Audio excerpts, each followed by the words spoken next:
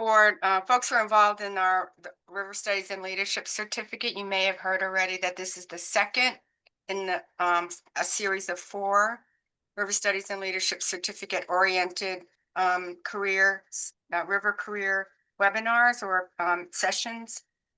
And the four topics this fall are the four different categories of programs that we ask our River Studies and Leadership Certificate students to take.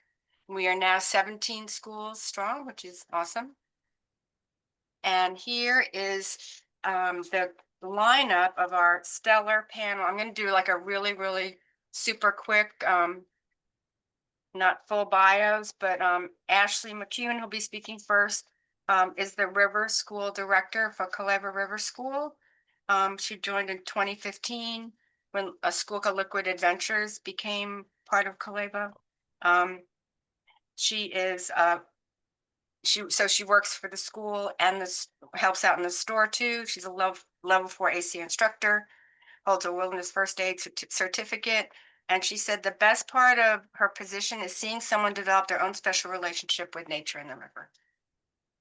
Next up will be Bruce Lavoie, who's Bruce has got two jobs kind of. She's a regional director for OARS and a risk management director.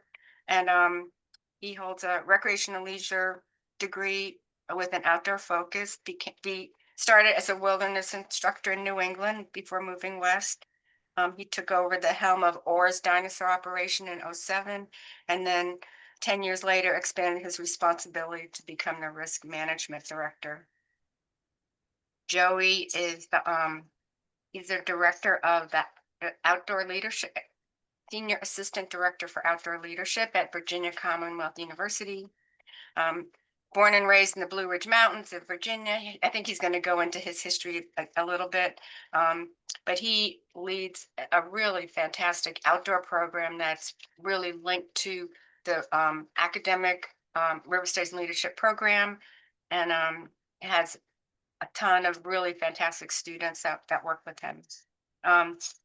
Jim is an attorney with recreation law, specializes in business issues of outdoor recreation, adventure travel, companies and manufacturers of outdoor recreation products worldwide. So he'll tell you about the variety of kinds of cases or issues he has to address as his work. And then Suzanne Britt, she'll go into this a little bit more deeply when her slide is up. But she's currently the president of the American Whitewater Association. No, she's not. American Canoe Association. Has been the treasurer also, and the current treasurer of the Pan American Canoe Federation as a member of the International Canoe Federation Finance Commission.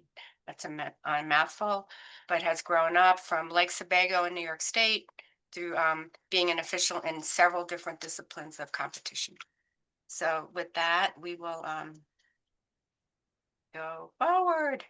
So we put this up to show the different kinds of jobs that you might have, as if river safety is part of your technical portfolio. So there's all sorts of types of jobs where you might be required to, or you could lean heavily on having a river safety background.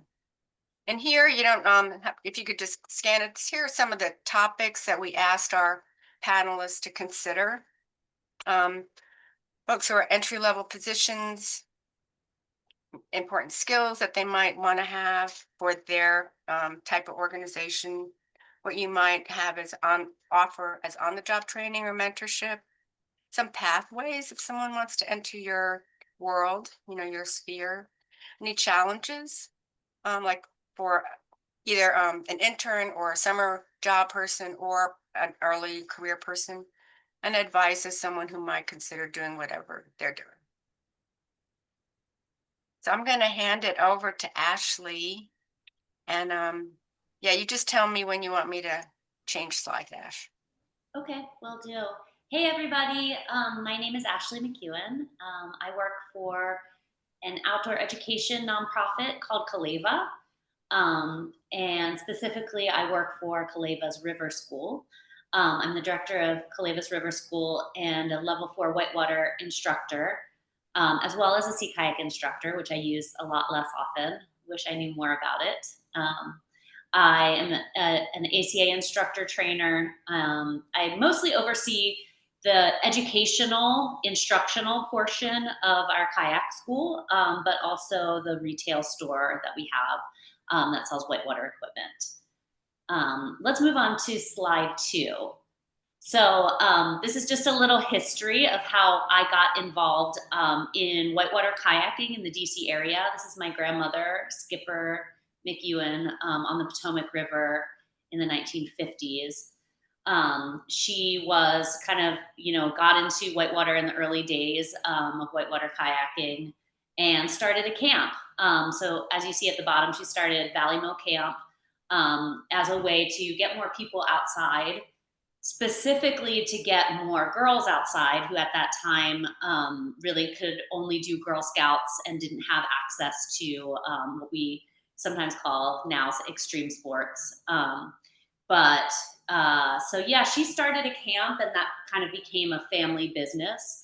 And some of my family members then started the organization Calleva, which I now work for. I think camping is a way that a lot of us get into outdoor sports, either attending camp as a kid or being a camp counselor as a teenager. I think that is something that leads a lot of people to develop that lifelong love of the outdoors. So building confidence, building the skill sets, and really making people realize that they want to make sure that the outdoors are part of their everyday life. I imagine that a lot of you guys, raise your hand if this is the case, can relate to having been a camper, a camp counselor, or involved in camping in some way.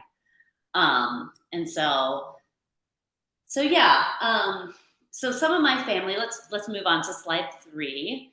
Some of my family started Calleva, and we do all kinds of river sports. Risa, click next. Canoeing next, supping next, sailing, and we just actually started using pack rafting quite a bit more, which has been a lot of fun. Next. We also do mountain biking, caving, climbing, you name it. And one more, Arisa, next. And we do week-long trips out of town. So this is a picture of our week-long trip to Colorado where we do backpacking, climbing, waterfall jumping, that type of thing. And there's about 700 kids per week that come through our camp. And so, working there as a counselor is the way that a lot of people get into outdoor education, to find out what they're interested in. Our staff, can work with kids and do all sorts of different activities or become specialized and just teach rock climbing, for example, or caving, for example. And so there's a lot of option for seasonal work. We also do school programs in the spring and fall. So a lot of our area schools, and actually a school from Florida comes up every year to spend a week with us to get their outdoor education. And so we have counselors that work 3 seasons. So spring, summer at camp, and then fall for this programming again. And then have the winter off to work at Vail or travel, things like that. So it really gives people a chance to find out what they're passionate about. Obviously, it's not full-time position. So when Risa's asking us what are the drawbacks of that, there is, a lot of people do come back year after a year, but people also tend to move on. So it's, harder to keep people coming back year after year.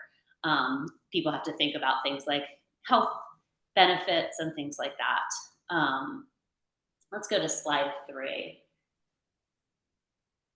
Just wanted to talk about the nonprofit portion, going back to us being a nonprofit. We are mission driven, which gives us a lot of room to kind of explore the things that we're passionate about and that we really care about. We get to work with a lot of really cool nonprofits or different organizations in the area. Click next, Risa. So we work with a group called Diversify Whitewater that's nationwide. And through that relationship, we've developed a relationship with a group that is DC based called Soul Track. And their mission is to get people of color into the outdoors. And so we've worked with them for about 3 years doing beginner whitewater classes that have been really fun. Actually, Reese and I worked together to do that. So yeah, at the top, we also work with a bunch of school programs. Right now I'm teaching an after school program for a bunch of kids, just bringing them out on the river after school. So that's a lot of fun. And then we also get to kind of figure out the ways in which we want to get involved. Risa, click next. So we do a women's paddle. This is just a loosely organized group of women on the Potomac who like to paddle all kinds of different things. And so there are like coalitions that have popped up since we started doing that. So that's kind of an interesting and fun way to be involved in the nonprofit work. My job specifically, as I mentioned, am a whitewater kayak instructor. About 2 days a week, I work on the river, always on Saturdays and a couple evenings per week. And then the rest of the time, I'm doing admin. So, getting people to sign up for classes, advertising, overseeing our retail store, and supervising that. Can we go to slide 4? So I am the type of whitewater kayak instructor who thinks about all of the options that could go wrong every time I'm out there, and I really like to make sure that I feel comfortable with all of the things that can happen. And so this is the way that I feel comfortable doing it. Risa, click next. So we ask all of our instructors to be Swiftwater and Wilderness first responder classes, be certified in each of those. And that just gives you a chance every 2 or 3 years to practice your skills and to kind of learn what is new in those areas. Next. And then practicing those skills. So this is some kids at the area where we paddle after school. And I always like to have them practice some rescue skills as well. And then it's a great chance for me to throw a rope to them, have them swim down a rapid. They think it's a lot of fun. I get practice throwing a rope. They get practice catching the rope and being swung back into shore. And there's a lot of ways to kind of integrate safety training into your classes. Another way is while we're running shuttle, we'll often set up an obstacle course where all of the students have to throw rope into the cockpit of a boat or something like that, just to kind of keep everyone fresh on their skills. And then one more point. Next, Risa. The other thing I just kind of wanted to mention is that none of that the comfort of teaching classes doesn't come quickly. Your experience, I've found, builds slowly over time. You become comfortable having one rescue situation to deal with in a place, and then you get more and more comfortable, and suddenly you have 2 people swimming at the same time, and that feels okay. You're able to manage that situation. Just downstream from where this photo is, there's a small rapid called Little Falls. It's a class 3 rapid, and by the end of the summer, a lot of our students who are beginners are able to take it on. And so we'll bring a group down there. And I just remember one time, there is kind of a lead into the rapid. There's some waves and things like that above it. And we had 3 swims just above the Little Falls itself rapid. And we were able to kind of get them all cleaned up, everyone back in their boats and running the rapid before we got there. And it was a moment for me realizing that that wasn't just because of training or because, I was some kind of hero. It was more that it was a slow experience of getting comfortable, rescuing people, and being able to build upon that, only taking the people that I'm comfortable with on the section of river that I know really well. So I think that all of those things sort of built into, feeling safe as a instructor on the river. So I kind of wanted to bring it all back to safety. I know that's what we're here to talk about. But yeah, I'm happy at the end of this to answer any questions about what I do. Thank you, guys.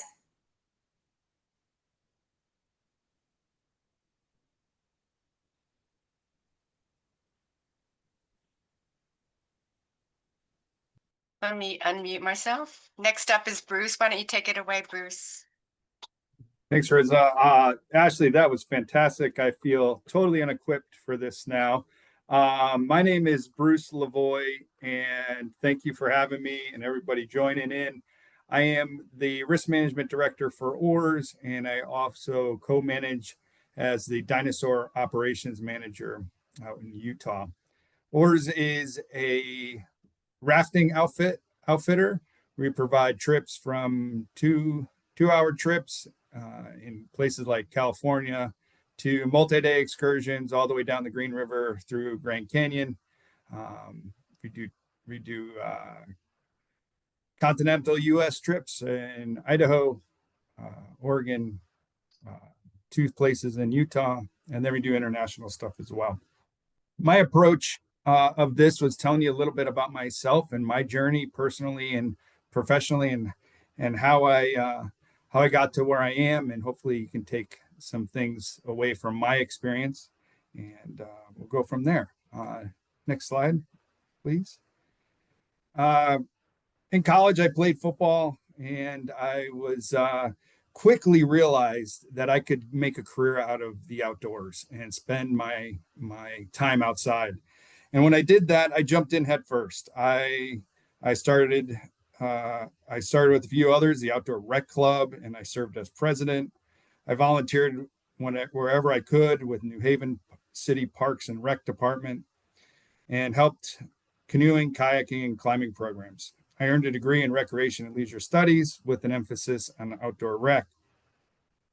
During that time, I also did 2 internships, one with the YMCA and Upward Bound, leading inner city teens, outdoor adventures, included backpacking, climbing, caving, whitewater, kayaking, and the experience was intense and unforgettable.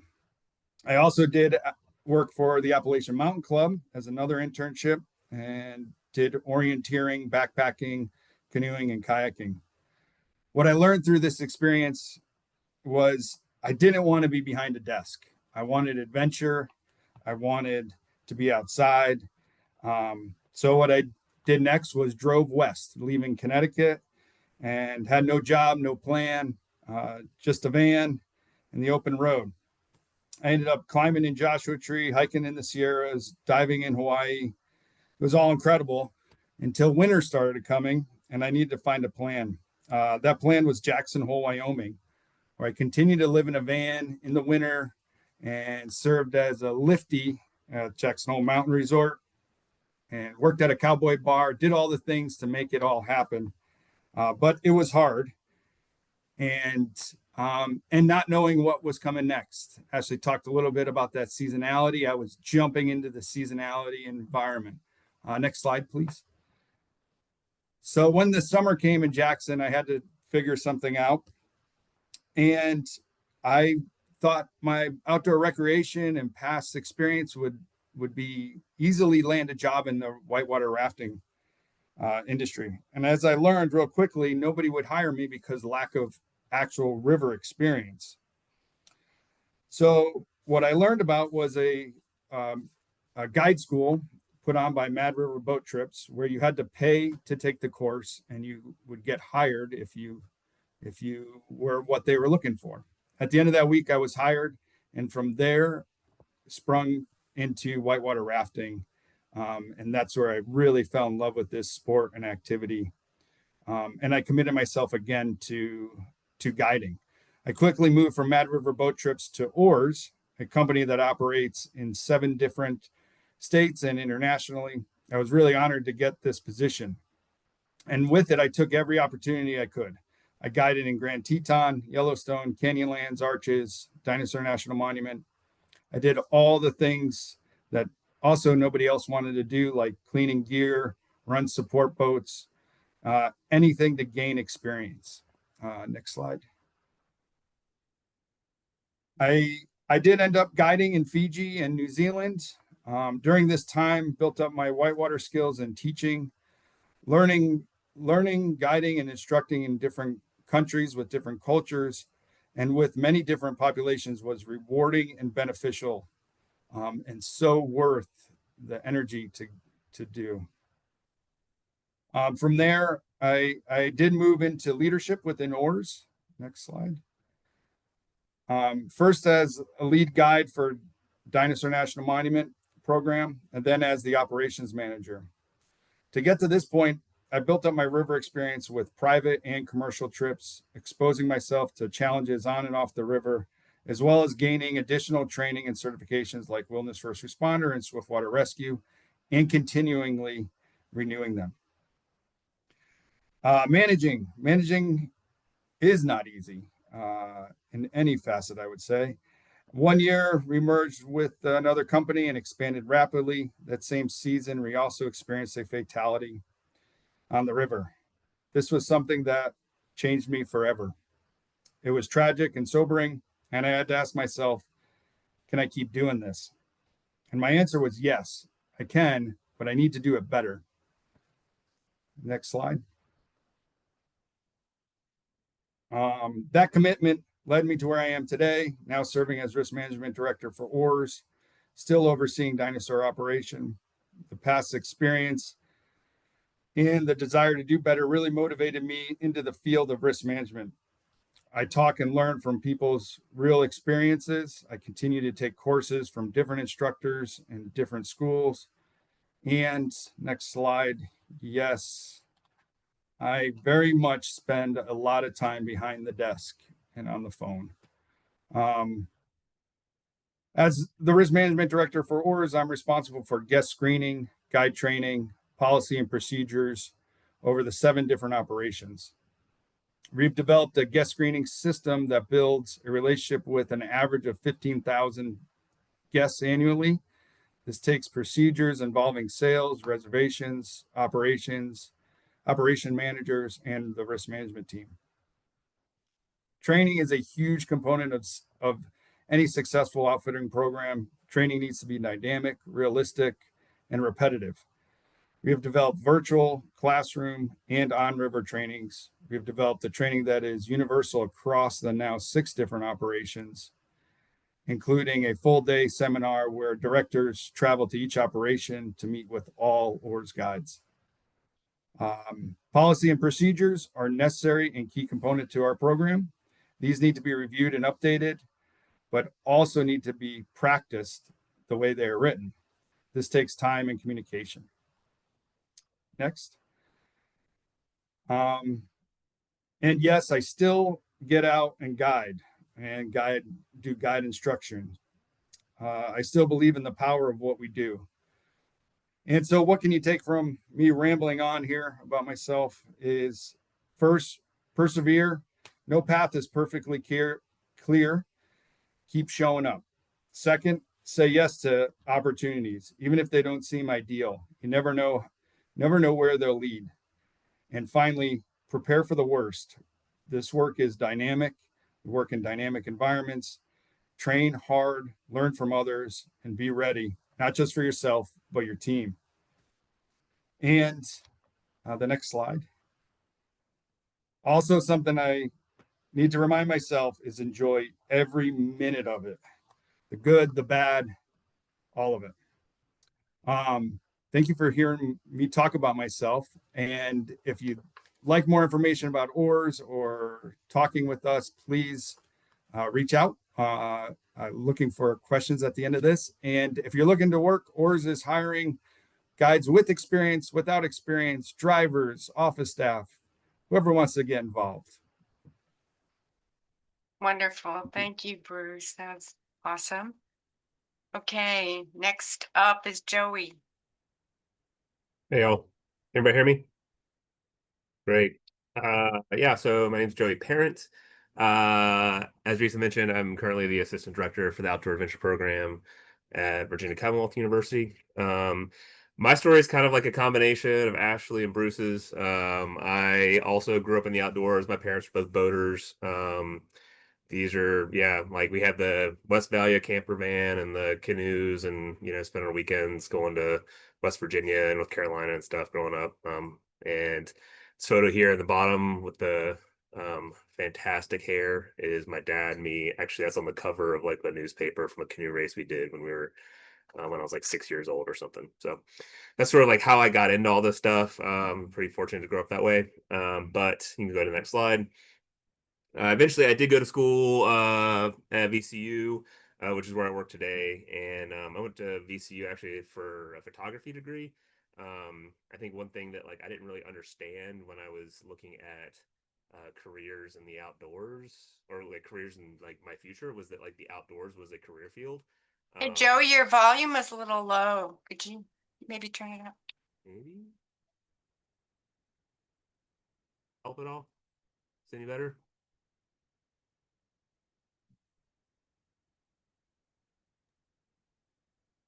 No. Try it again. I don't know if I have anything that might be louder. That's good. That's good now. It's good. Okay. Good. So yeah, when I was going to VCU, I didn't really know that outdoors is a thing that I could get into, and so I ended up working for the outdoor program kind of randomly because I walked into the gym one day and saw there was an outdoor program and asked if I could work there, and they were excited because I knew how to paddle and they needed paddling instructors, so I just kind of fell in that way. And that sort of changed pretty much the entire directory of my or trajectory of my career from that point on. I ended up finishing my degree. This is like my moody photo in the middle of like art school.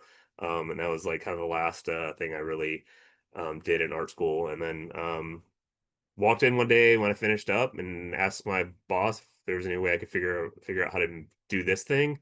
And he's like, yeah, let's make it happen. And so he helped get me kind of on the right path.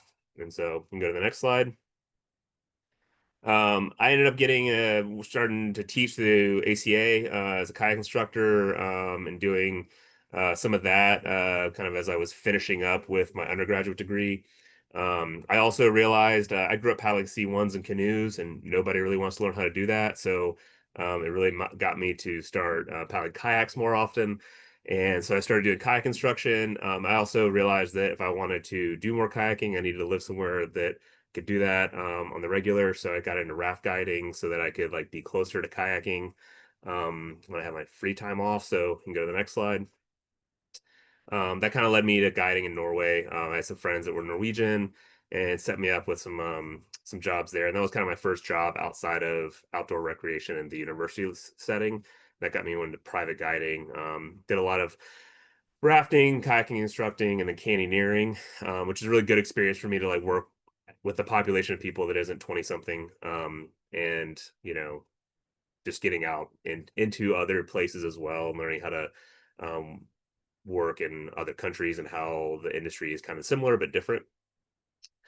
And that was really like what kind of solidified me wanting to pursue this career. So as I was finishing up my second season in Norway, I started applying to graduate programs. Unfortunately, my former boss at VCU was kind of in the loop there. And I again, things that I didn't know when I was 18 years old and applying to college is that graduate positions could cover my tuition to school. And I was like a Pell Grant recipient in undergrad and didn't really have the money to pay to go to graduate school.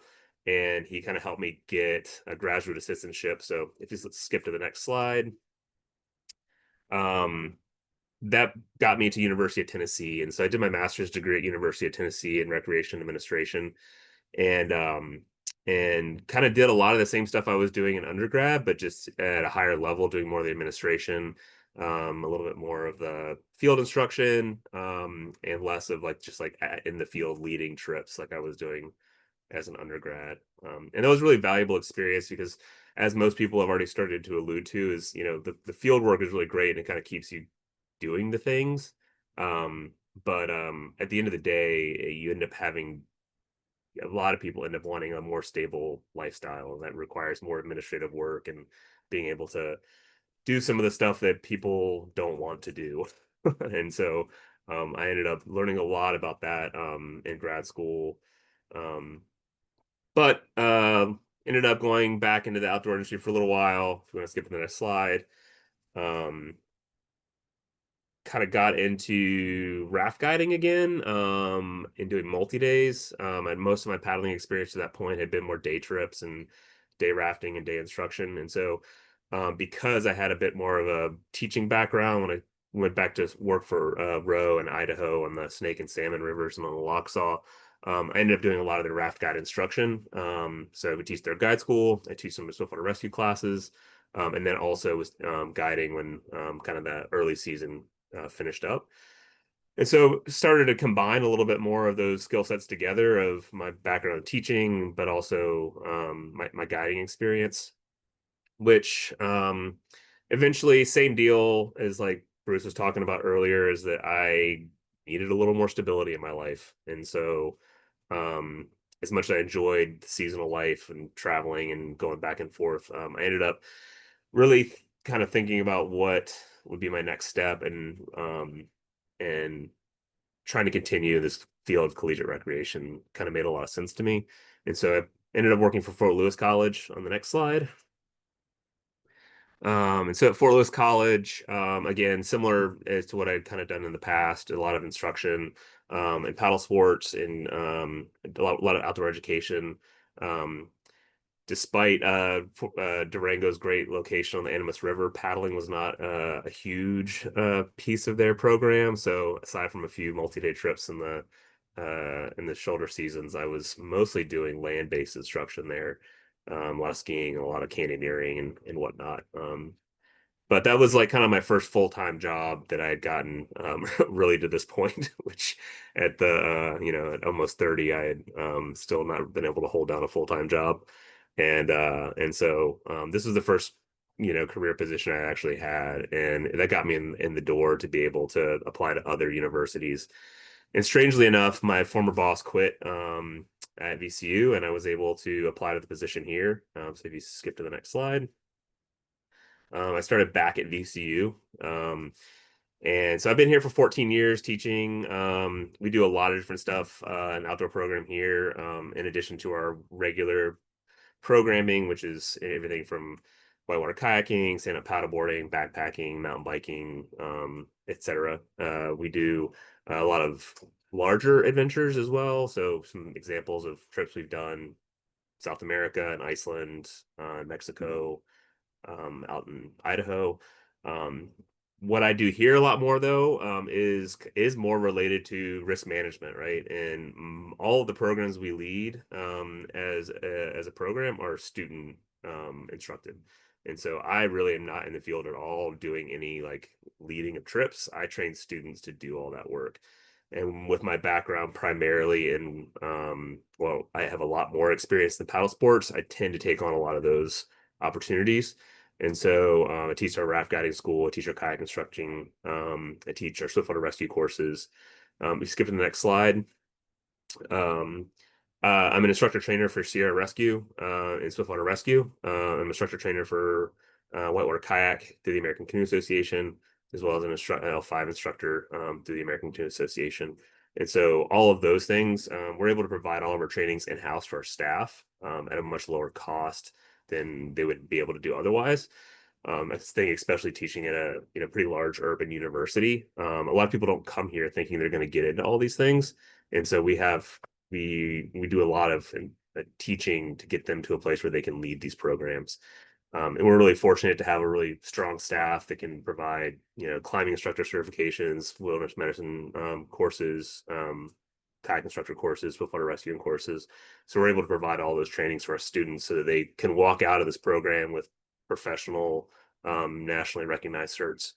And they're using those skills to lead students every day in our program. So in addition to all that stuff, we're always kind of like, safety and risk management is it's like 90% of what I do, right? It's like teaching people how to assess risk, how to manage risk, how to make sure that things don't even happen before we get out there, right?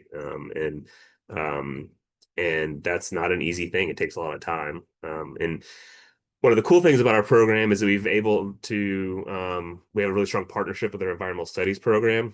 And so we do a lot of actually academic teaching now. So I actually teach a swiftwater rescue class, 4 credit through our environmental studies program. And that is something that is generally taken for people that are in the science field or STEM fields. And so not quite like class 4 or 5 whitewater. It's like how to, manage waders if you're out doing electroshocking, and, how to manage a canoe trip on like a class 2 run when you're doing stream restorations. And so we've been able to kind of not, we've been able to take our outdoor ed and apply it to the sciences and into academics. We have a really unique, I think, program in that way.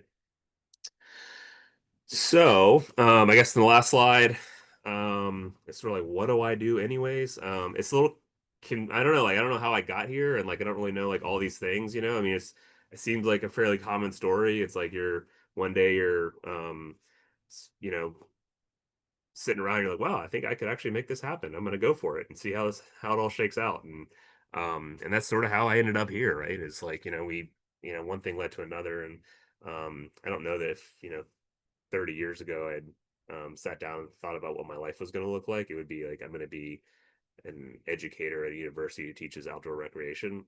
But that's sort of how it all shook out. And I'm guessing a lot of folks in this panel probably have similar experiences, right? Like, you don't know that you're going to end up in like risk management and safety outdoor recreation. It doesn't really seem like that's a field that exists, but it very much does, and there's a lot of people who benefit from it. So that's my long-winded story about river rescue and trainings and risk management in the outdoors. So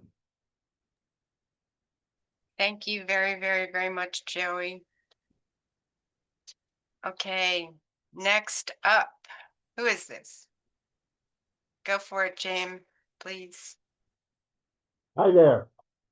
I'm the attorney in the group. I'm the one that works harder at getting a good chair than any other person in the group. Because nowadays, that's all I do is sit. But that's not how I ended up on this group. You're looking at one of my magnets. It was the most successful marketing program for kayakers and rock climbers between the ages of 17 and 22 with no money. I get a phone call. Hey, I got one of your magnets. Can you get me out of jail? No. What do? I listen. Just pop a slide whenever you want, Risa. It's a White Rim Trail and outside Moab. Wonderful place to guide mountain bike trips if you like, not knowing what's on the other side, because it changes every couple hours. I started out in life with parents who not only encouraged me to go outdoors, they would pull us out of school to take us outdoors. So starting when I was just a little kid, I would get pulled out of school. I grew up in Southeast Ohio, and we would go hiking in the Adirondacks of New York, or we'd get pulled out to go skiing at some place in Pennsylvania or West Virginia. So the outdoors was everything I did. And I was sort of confused when I was the only one that would leave to go do things until I learned about grades and how mine were suffering a little bit because of it, but I didn't really care. That led to my father was a professional scout when I was a young kid, and a big volunteer later. And so when I got out of school, when I went to school, I had no idea what I was going to do. When I went to school, there were only 20 schools with outdoor recreation programs, and they were called recreation management or recreation interpretation. And so I started out going to school at West Virginia University, and I thought I'd join the outdoor club and see what they were doing. And I went to the first meeting, and all they talked about was caving. And I'd never been in a cave. I was pretty claustrophobic also, and so I wasn't really into caving. And so I decided to go one more time, went to the next meeting, and a guy walked in and said, does anyone here have whitewater experience? And I raised my hand. Now my whitewater experience was in Ohio and Indiana, which was class 1 canoeing. And this guy was a Vietnam vet going to school who'd brought 3 rafts back with him from Vietnam, and this was 1972. They were neoprene back then, and he had started a whitewater company. The good thing about neoprene rafts is they fill up with water. You scratch them on a rock, the bottom, whatever, that paint goes away. They just suck up water. So I was guiding on the Cheat River with people, locals, I guess, in a raft that, thank heavens, kept getting heavier and heavier. So we never flipped, which was just amazing because we had no idea what we were doing. We just played ping pong. It was like a video game. The ball's bouncing around down the river. And that was were my first commercial trips. The guy also worked as a driver for a beer distributor. So he'd come down and pick up the clients and drop off a case of beer and 3 come-alongs. And we would come along the boats out of the river because they're so heavy we couldn't lift them. And there were just 3 of us. He only had 3 boats. A couple weeks later, he found out I was an Eagle Scout, so he made me trip leader. I had no idea what I was doing.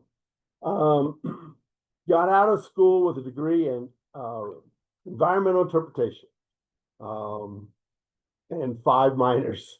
I couldn't figure out what I wanted to do, so I took every class I could get my hands on. Aviation, photography, architecture. I had possible degrees everywhere. Went to work for the Boy Scouts, loved it. Greatest job I ever had in my life. I should have never left it. Left that job, had a couple other jobs, and in all the other jobs, I was bored to death.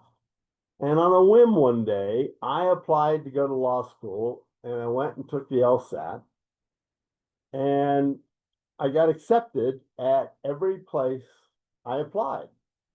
I didn't even know what a good LSAT score was. I mean, this was literally something I did on a Friday afternoon, not knowing what to do. One of the schools called me up in July and said, "We have room for you to start in August." And I went, okay. I went to law school. Law school's no fun, not at all like undergraduate. The only thing I really learned in law school was how to really drink excessively. Law school, you have 1 test per class at the end of 15 weeks. There's no quizzes, no papers, no nothing, just a 4-hour test. And after you got done with 4 or 5 of those 4-hour tests, you drank heavily. We got to the point that we would even move the people that were unconscious to the next party so they wouldn't have to find us. Got out of law school and ended up moving to Colorado. I worked for a large insurance company in Ohio and learned a lot working for the insurance company, but got a little bored and thought, what the heck? Came out here skiing in January and moved here in June. And due to a couple of sort of calamities in my life, one, I came out of law school with a tax specialty and I was doing quite well. And then June 30th, I was doing well. July 1st, the laws all changed and everything I did was a criminal act. That's a piranha eating another piranha down in the Amazon jungle. The guide showed me this right after I climbed out of the river into the dugout canoe again. I'd been swimming with them. So I started going back and being a guide.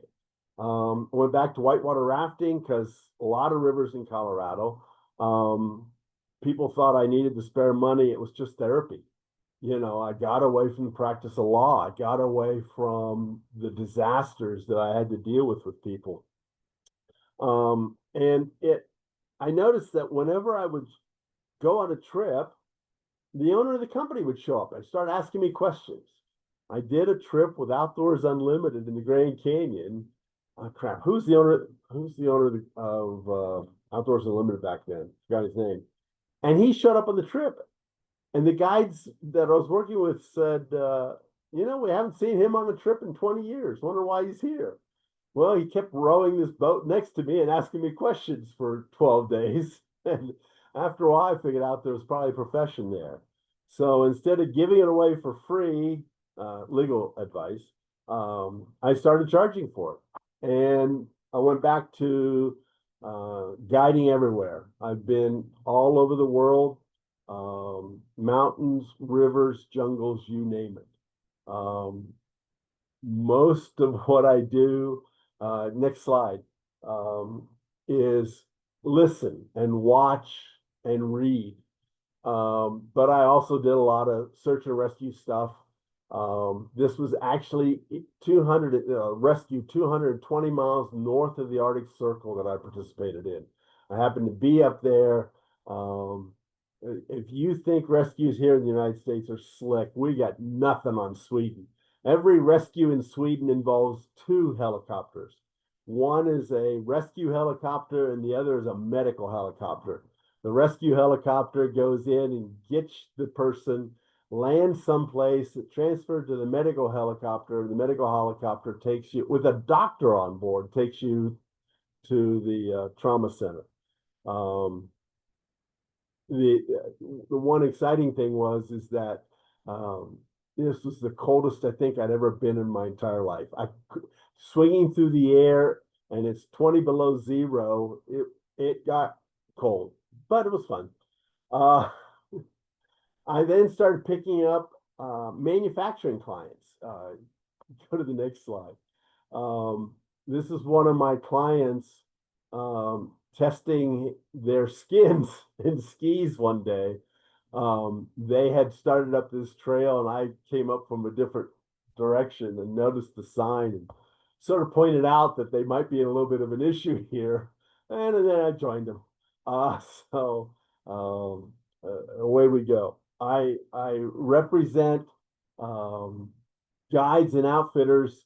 I had 3 clients on Mount Everest this year. About every mountain, every river, every continent, including the South Pole. I have a client. I used to have clients that guided to the North Pole, but nowadays you have to swim so far, it's not worth it. That's an attorney joke. If you don't laugh, it's as good as they get. Jungles, deserts, and then the manufacturers who make the stuff to get there. So avalanche beacons, water filters, all the stuff I deal with is state law mostly, except water filters. Do you know that water filters are controlled by the federal government, which is weird? Avalanche airbags, climbing rope, climbing gear, ski equipment, cross-country gear, snowshoeing, hiking gear, backpacking gear. I have a basement full of gear. Just manufacturers send it to me and say, hey, what do you think this is going to do? I reply, make me a lot of money because it's stupid and going to get you in a lot of lawsuits. So what do I do when I listen? Well, in the presentations that have occurred so far, I'm a little concerned about jumping into the river because about 15 to 20 years ago, most whitewater rafting insurance companies removed that coverage from their policies. I don't know if they put it back in since then or not, but it's in a lot of whitewater rafting company policies, kayaking, whatever it might be, that has been removed and it's excluded, meaning that if you have an accident, someone has an accident jumping in the river, you won't have any insurance for that. Another thing was guest screening. One, you can be, I had a client that was screening and the got a letter from the medical board because he was practicing medicine without a license, because he was making medical decisions and he wasn't a doctor. Paramedic, EMT, whatever, a wilderness first responder is nothing like, the only person to make medical decisions is your client and their doctor. You're also providing medical advice to someone who's not a patient. There are no federal laws that would affect that, but there are several state discrimination laws that might affect that. So be really, really careful about that. It's what I do. I try and keep people out of business or out of courtrooms. I used to litigate. I did 20 different trials, won all but one of them in the outdoor recreation industry. And the one that I lost it for a lot less money than our last settlement offer. So I felt pretty good about that. But nowadays I just don't want to do trial work. It just is a way to not get any sleep for the rest of your life. I'd do a 2-week trial and then I'd be sick for a month trying to get caught up with life and my body and everything else. But I loved being in the courtroom. I mean, you talk about, I mean, it's a class 7 run every time you walk into a courtroom. It's everything you got. And it's fantastic. The biggest issue practicing law is not knowing the law. The law is pretty dangerous things out there, by the way, people. We gotta be careful. It's on the White Rim Trail. Is not the practice of law. It's actually understanding what your client does. And that's where I was able to really succeed is I've already done it. When someone said, let's go backcountry, or I want to create a backcountry skiing company or a canyoneering company.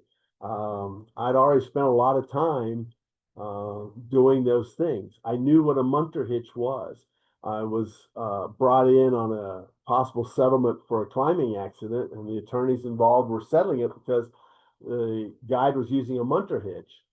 And they thought it had to have been dangerous because it was a rope, and it's actually one of the safest ways to belay somebody. I worked for Copper Mountain Ski Area for a while, and we use a munter hitch to belay people on chairlifts when they got stuck. So I understand this stuff. I understand knots. I understand helmets.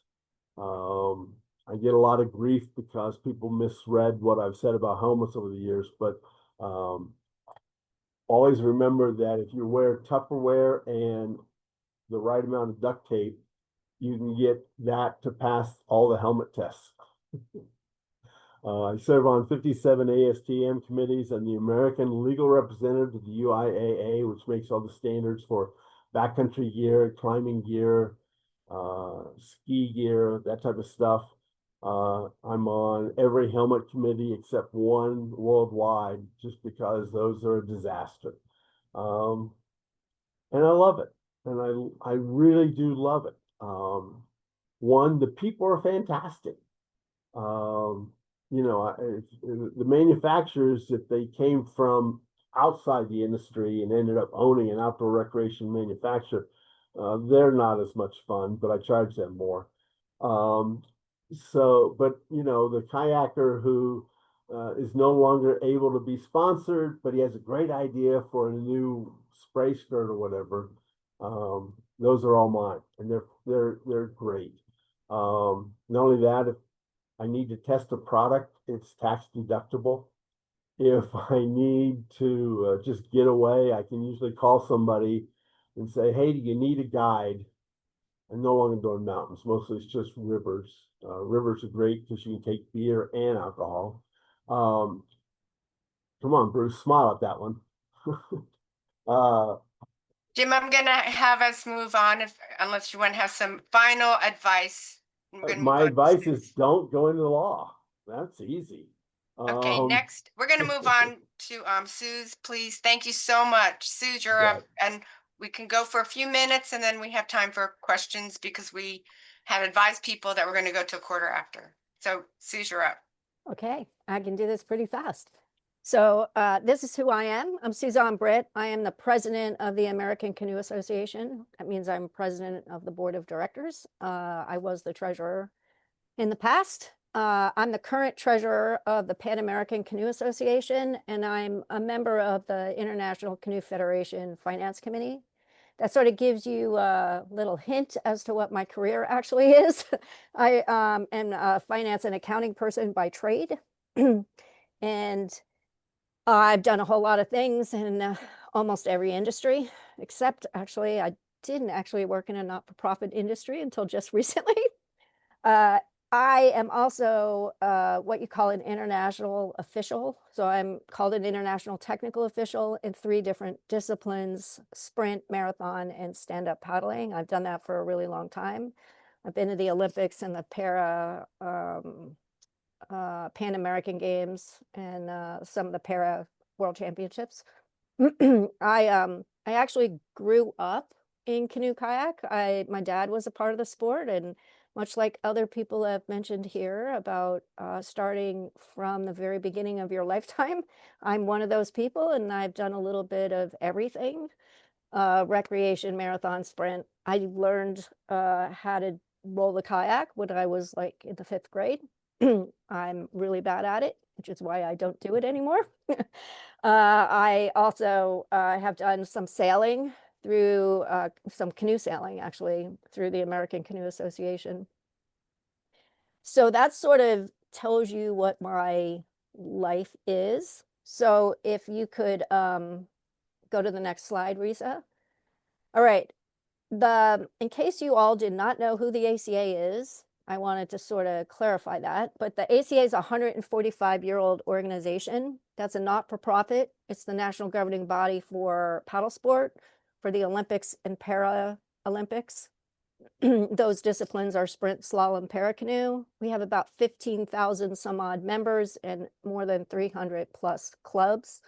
That includes competition clubs and what we call pack clubs or various recreational clubs. We are an amazingly diverse organization. We have recreation, it's very community-based. We have stewardship. We have competition that has like 17 different disciplines. Safety education and instruction is a large part of our organization as well. So Risa, if you can go to the next slide. I am most honestly the least interesting person here. But since everyone else had very fabulous pictures, I added some pictures. These are some of our athletes that are high performance athletes. If you could go to the next slide. These are some of the disciplines that we have, which include dragon boat and kayak polo and canoe slalom. Obviously, marathon, you can see. If you could go to the next slide. So this is what I really would like to talk to you about. All right. I'm not going to talk to you about a specific skill or a specific career path.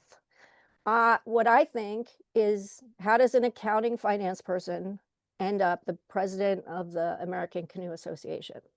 So how I ended up there is because I had been involved in the sport in all of these different components.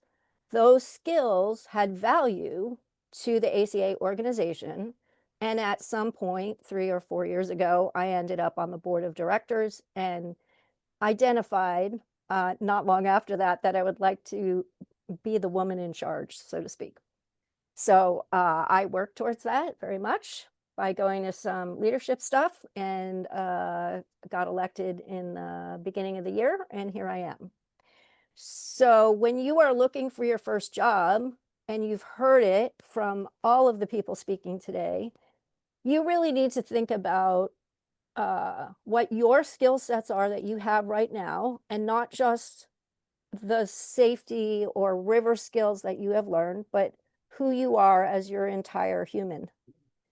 And I feel that's really important that you recognize that, because all of those skills are very much a component of what you take into the job that you have.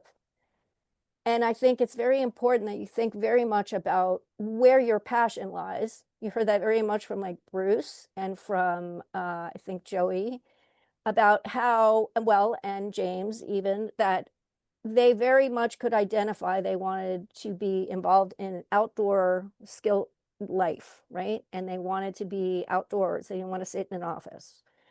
So when you're thinking about your first job, you want to think about what your passion is, where that passion falls, what your interests are, because sometimes you are not the person that is the guide on the river, but you might be more interested in being the advocate for people being safe on the river, right? And you may be more interested in, say, policy or social justice issues, or making sure that water access is available, or that the rivers are safe to be a part of, which is a huge thing that's going on right now with the environment and the wildlife around that. Or maybe you do want to be an educator, or maybe you want to be more involved in event management.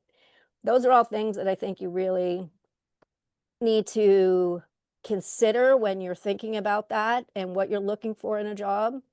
I also think you have to think in real broad terms and being flexible. You heard a lot of that. In maybe your first job is not the perfect job for you, but that I think it sort of can help lead you to your next job. And that's one of the things you have to think about. Like Bruce very much was a great example of, and if you, Risa, could go to the next slide, very much talked about how organically he came to the career that he's in right now, right? So I'm going to say this out loud in case no one's ever said this to you. You are responsible for your own career path. You have to take that responsibility on yourself. You have to think about where your interests and your passions go. And you do need to do exactly what people have said, be open to opportunities. You want to network with people that are in your community. And that community could be really broad, because you might end up being the attorney, or you might end up the accountant that is running the company. So you have to think about where you want to be. And there's nothing wrong with being an adjunct to the river, so to speak. And safety comes in a lot of different forms, right? There's people that need to be planning for safety on the water. There's people that are actively saving people on the water. And there are people that are making sure that access to that water is safe. So you have this huge world, which honestly, at the beginning of my career path, didn't really always exist. And in many ways, it's really cool that you can have a whole lifetime that is very much not a 9-to-5 world like it was for me. So one of the things that I would tell you is whatever job you take, you want to think about what is the next challenge for yourself. What's the next job you want? What are the skills you need to have? Are you getting the access to learn those skills in the job you have? Or are you going to take a step one way or the other in your life so that you can gain those skills? You heard that from someone like Bruce, who took opportunities in a very different sort of way in order to lead himself back to being, say, the guide on the river. And that's some of what I wanted to leave you with, as you've heard all these different people that have talked about their careers. This is me being an official, and sort of my officials community, and me and my sister actually in an outrigger boat, because I do some outrigger and dragon boat and sprint and all those things when I have some time. But I wanted to just say that it's really important that as you're thinking about this, you are your own best resource and your own best analyzer of the skills you have and the skills you need. And that what some people said today was how no path is perfect, and you need to recognize that there are challenges. And if you are not being challenged, then you're not going to grow as a person. And all of your experiences, the good, the bad, the ugly, all of those help you with your next role or your next step in the career that you choose, and to never be defeated by that. And I wanted to leave you with a couple of things. And one is, nobody has just one career. It may seem like it when you're coming out of college or when you have your first job. And it may feel like you don't have direction. But that direction sort of opens up to you if you remember to stay true to who you are and the path that you want to have. Because the job you're going to have 30 years down the road, you probably have reinvented yourself multiple times. And that is what I wanted to leave you with. I am done, Risa. Thank you, Suze. Thanks, everybody, for your experience, your wisdom.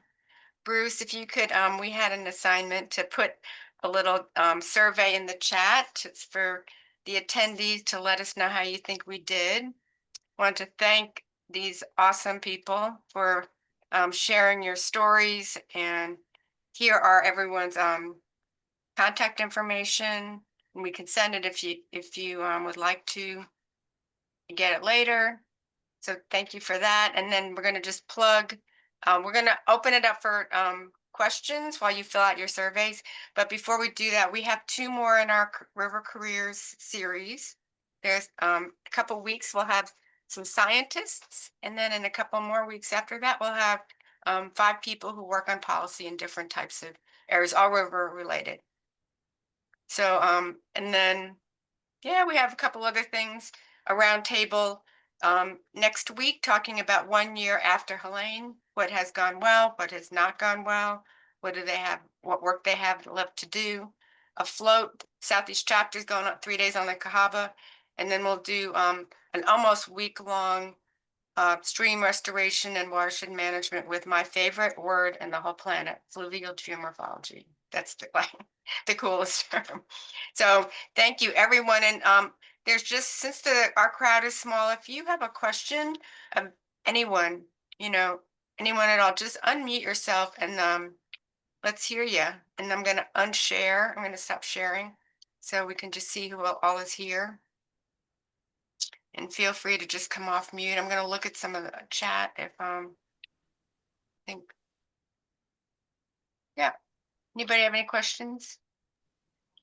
Risa, it looks like there is a question in the chat. Did you see that? Besides, oh yes, hold on.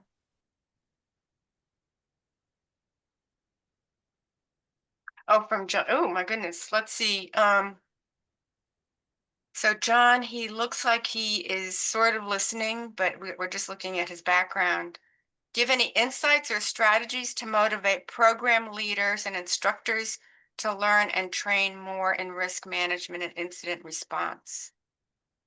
Have them sit through a deposition for 9 hours. But for here, I well, yeah, go ahead, Bruce. I think that's a great question, and the context that he gives out there is also alarming. Being in the outfitting world and working with guides, I do see that as a challenge, especially when you have guides that range from, their first season to 40 years of experience, and trying to reinforce what you're doing is important, and retraining is important. And I think what I would lead into off initially is the reality. Don't soften it. The reality is people can die in what we do, and it happens. We don't want it to happen. We make everything, we try our best for it not to happen, but it does happen. And if you want to be sitting at the riverside and thinking, oh man, I'm crushed and I don't know what I didn't even know I could do, that's the reality, where you need to train to get familiar so you can assess these conditions and make the best decisions you can and lead with that. Fatalities are real. They affect us all like thunderstorms constantly. And I would also say, I'm long-winded here, I'm sorry. I'm going to stop. Could I add something to Yeah, that? go Suze. So one of the things I think is very critically important too, and maybe it's because I come from a background that was very much believed this, right? You have to set the example. The company you're in has to set the example and constantly reinforce the importance of safety. So I can tell you that as an example, we have an Olympic athlete in the middle of the winter, is on the water. It's very dangerous. He's not on the water alone, I might add, because there's a coach on the water with him. He wears a life jacket. There are very often people that think that is not an important thing to do. A life jacket can save your life. It's a fact. I mean, statistically proven. So I do think it is very important that whatever organization you're a part of and yourself, that you are setting the example that says safety is a critical component and will always be in the forefront of my mind, right? Yeah, I'll kind of add on to that I think a lot of people just don't know any better. And that's something that I think I mean, especially here in Richmond, very similar to DC, right? Like you have a river that goes right through the middle of town. A lot of people aren't recreating on it. And I think that folks don't realize like some of the hazards that are involved there. And especially one thing that we've seen a lot in the university level is that for me to go take students out in the field, I have had to have 20 years of training in order to do that, right? And I have a woofer and like I'm a swift rescue instructor and, I've got, thousands of miles logged. But if a faculty member wants to go take their class birding on the lower James and canoes, they're like, just go get a van and like, we'll see you at the river, right?